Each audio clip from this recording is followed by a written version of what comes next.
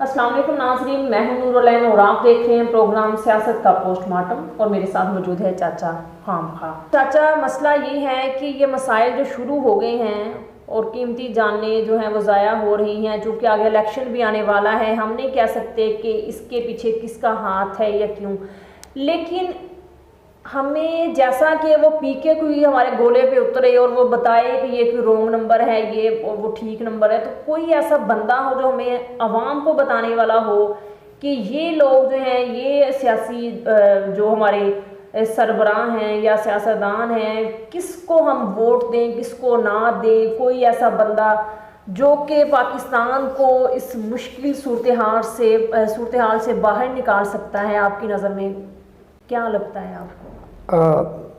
मेहरबानी नूर, आपने बड़ी अच्छी आज ओपनिंग की है। अब वाकई इस वक्त बड़ा अफसरदा माहौल है नाजरीन, तो उसमें पाकिस्तान की जो मौजूदा सूरत हाल है, जैसे इसने कहा नूर ने, कि वाकई बड़ी अजीब सी है, बड़ी डामाडोल सी है। हम मुआशी तौर पे भी तबाह हो चुके हैं और अमन की जो सूरत हाल है उस पे भी हमले होने शुरू हो गए हैं। इसकी मैं मिसाल एक दे के नजीब समझाना चाहता हूँ कि मसला है क्या असल में।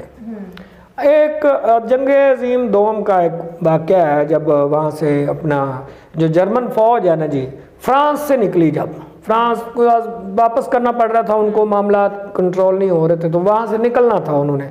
तो उनका जो मेन वो जनरल था ना, उसने अपने सिपाहियों को इकट्ठा किया और उसने कहा कि भाई अब हमने यहाँ को फ्रांस को छोड़ना है और हमें वापस जाना है, तो हमारे पास 2-3 दिन है, तो मेरी तरफ से आपको खुली इजाज़त है, इनके जो कीमती चीज़ें हैं ना इनकी लूट लो। वो फौजियों ने मार दाड़ जो वो लूट मार कर सकते थे, जैसे हमारे सियासतदान करते हैं, तो उन्होंने लूट मार की, सामान इकट्ठा किया, नवादरात चुरा ली, बड़ी बड़ी उनकी मतलब वो अपना मुजस्मे उठा लिए जो कीमती थे, और वो ला के उन्होंने ना उस ट्रेन में रख लिए जिस ट्रेन पे बैठ के उन्होंने जर्मन जाना था। अब 2 दिन बाद जी ट्रेन चल पड़ी और वो सारे रवाना हुए, सारा कुछ लूट के फ्रांस से। लेकिन अभी ट्रेन जो है ना जी, वो पेरिस से थोड़ी सी बाहर निकली थी, 15 किलोमीटर दूर गई होगी तो ख़राब हो गई। उसके इंजन में कोई फॉल्ट आ गया, उन्होंने फिर से अपना कोई इंजीनियर बुलाया जर्मन ने और उन्होंने इंजन फॉल्ट कर सही किया और फिर से ट्रेन चल पड़ी। अभी ट्रेन कोई थोड़ी दूर गई होगी तो उसके फिर इंजन में कोई फॉल्ट आ गया, बॉयलर ये वो फट गया, कोई मसले आ गए, तो वो फिर ठीक करवाई।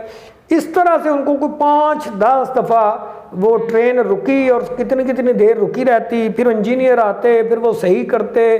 तो वो जो 3 दिन जो बचे थे उनके पास, वो अभी फ्रांस की हदूद में ही थे, तो वो ख़त्म हो गया टाइम। वो फ्रांस आज़ाद हो गया, लोगों ने घेरा डाल लिया उनको, और अब जो भी चीज़ें थी वो सारी मतलब वो पकड़े गए, वो फौजी भी सारे पकड़े, जर्मन पकड़े गए, और जो चीज़ें उनकी लूटी गई थी वो भी उन्होंने वापस ले ली। वो ज़्यादा के लालच में जो लूटना, वो भी अपने आप को तबाह कर लिया सारा, और पाकिस्तान की सूरत हाल आई थिंक। हाँ, ये ट्रेन जो थी ना वो पाकिस्तान टाइप थी, लेकिन इसमें मसला पता क्या है, एक चीज़ मेन जो है हमारे यहाँ भी ना, हमें ये समझ नहीं आ रही कि ट्रेन को लेके जाना किसने आया। और उसमें भी नूर यही मसला था कि उसकी ट्रेन का असल में ना जो ड्राइवर था वो फ्रांसीसी था, और जर्मनों को पता ही नहीं था कि ड्राइवर कौन है। वो उसको इंजन को सही कराते रहते थे बार बार, उन्होंने उसका ड्राइवर नहीं बदला। और हमारा भी मसला यही है, हम लेकिन यही मैं बात कर रही हूँ कि हमें कैसे पता चलेगा कि कौन सा ड्राइवर जो है पाकिस्तान की गाड़ी को या पाकिस्तान की ट्रेन को सही ट्रैक पे लेके चले। असल इशू यही है कि ड्राइवर है कौन, पहले तो ये पता होना चाहिए। हमारे साथ भी वही हाथ हुआ है कि उनका फ्रांसीसी ड्राइवर था, हमारा अमरीकी है या पता नहीं किस मुल्क का है, हमें खुद नहीं पता कि बरतानिया का है कोई या अमेरिका का है, लेकिन ड्राइवर है जो को पाकिस्तान को चला रहा है। और ये जो है ना सारे ये फौजी हैं, वो जर्मन फौजियों की तरह हमारे सियासतदान आते हैं, लूट मार मचाते हैं, ट्रेन में भरते हैं और कोशिश करते हैं कि इसको नुकसान पहुंचाएं, लेकिन ट्रेन भी वहीं की वहीं रुकी हुई है, ना आगे जा रही है ना पीछे जा रही है, और उल्टा खस्ता हाल हुआ है। ये परेशानी है नूर। और आज मतलब ये पाकिस्तान की जो मौजूदा सूरत हाल है ना, एक तो कहते हैं ना कि दुआ की ज़रूरत होती है। अब दुआओं से बात आगे बढ़ चुकी है, अब प्रैक्टिकल करने का कुछ टाइम है। आवाम को ना अपने पाकिस्तान को, अपनी इस ट्रेन को बचाने के लिए खुद निकलना होगा और उस फ्रांसीसी ड्राइवर को पकड़ के मारना होगा। जब तक वो मरेगा नहीं ना, ये ट्रेन आगे नहीं बढ़ेगी, ये रुकी रहेगी। हमें उस ड्राइवर को ढूंढ के मारना है कि चला कौन रहा है, बस ये देखना है। चलें, हाँ उस तरफ चलते हैं। अब मतलब तो हम लोग सबसे पहले अपने वज़ीर आज़म साहब के ट्वीट से ही आगाज़ कर लेते हैं आज के प्रोग्राम का। क्या कह बैठे हैं वज़ीर आज़म साहब? वज़ीर आज़म साहब कहते हैं जी, ये GNN की खबर है जी, पोस्ट है उनकी, उनकी पोस्ट है जी। वो कहते हैं कि वज़ीर आज़म का सियासी जमातों को मुल्क दुश्मन अनासर के खिलाफ मुत्तहिद होने का पैगाम। अब उनका पैगाम क्या है वो ज़रा मैं पढ़ देती हूँ। वज़ीर आज़म शहबाज शरीफ साहब कहते हैं कि दहशतगर्द हमारे अमन को अस्करियत पसंदी की नज़र करना चाहते हैं। ठीक कहते हैं। ये देखें कि बतौर वज़ीर आज़म उन्होंने बड़ा ज़िम्मेदाराना सा एक बयान दिया और मियाँ साहब ये चाह रहे हैं, बेसिकली मैं उनकी बात समझ रहा हूँ कि वो चाहते हैं कि सारी सियासी जमातें मिलकर जो है वो मुल्क दुश्मन अनासर के ख़िलाफ़ मुत्तहिद हो जाएं। ये पैगाम वो देना चाह रहे हैं। लेकिन बात वही है नूर कि ड्राइवर कौन है, वो मुल्क दुश्मन अनासर हैं कौन, ये भी तो सोचना है। देखें जी, मुल्क दुश्मन अनासर बाज़ लोगों की नज़र में आप भी हैं, बाज़ लोगों की नज़र में इमरान खान भी हैं, क्योंकि जो सामने तब किसी की नज़र में इस्टेब्लिशमेंट है, किसी की नज़र में कोई है। हर बंदे का अपने अपने पॉइंट ऑफ व्यू है, वो अपनी नज़र से मुल्क दुश्मन को देख रहा है। लेकिन मसला ये है कि असल कौन है ये नहीं पता हमें। और लेकिन बात ये है जो मुल्क की मौजूदा सूरत हाल है नूर, इसमें एक बात ऐड करता जाऊँ शहबाज शरीफ साहब की बात में। पाकिस्तान को शायद याद नहीं रहा है कि पिछले दिनों जो अमेरिका अपनी अफगानिस्तान में जंग हारा है ना जी, ये जंग हारने का बदला, क्योंकि पाकिस्तान ने बकौल अमेरिका के पाकिस्तान ने उसका साथ नहीं दिया अफगान जंग में और निकलने में मदद करने में थोड़ी सी लेट किया, तो वो अब इस बात का बदला लेगा पाकिस्तान से। और बदले की सूरत में आपके घर में दहशतगर्दी भी आएगी।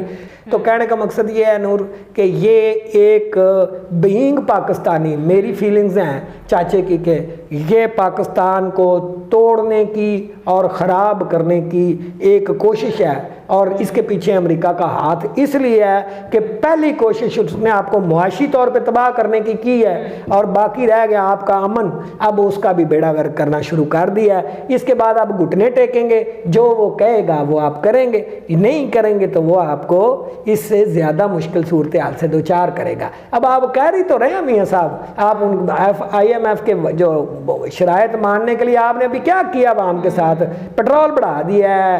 वो कहते हैं कि जी मरियम नवाज साहिबा के आने की खुशी में ये सलामी दी गई है।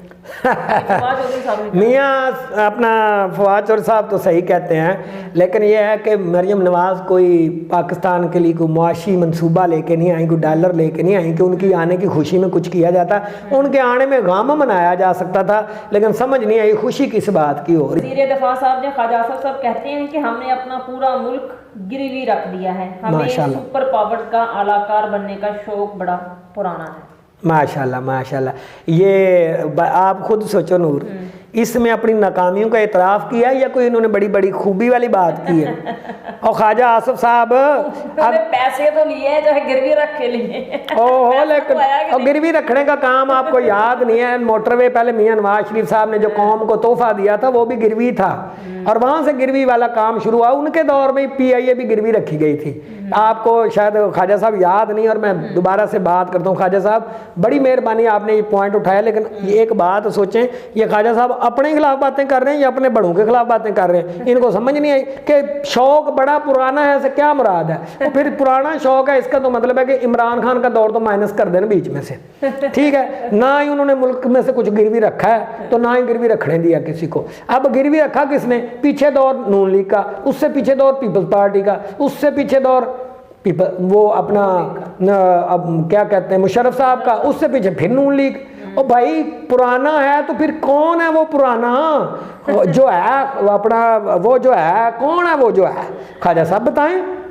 देखो बात करने वाली नूर ये है कि ये खुद ही तो मान रहे हैं कि बड़ा पुराना शौक है। ओ भाई बड़ा पुराना शौक है तो गिरवी आपने फिर रखा ना। कासिम जरदारी साहब कहते हैं जी, बड़ा वो मज़े का चुटकुला उन्होंने कहा है कि जी मजदूरों की कम से कम तनख्वाह 35,000 मुकर्रर की। ये आखिरी हादसे वाली बात आ गई नाजरीन। मैं काफ़ी देर से सीरियस था क्योंकि सिचुएशन काफ़ी सीरियस थी नूर।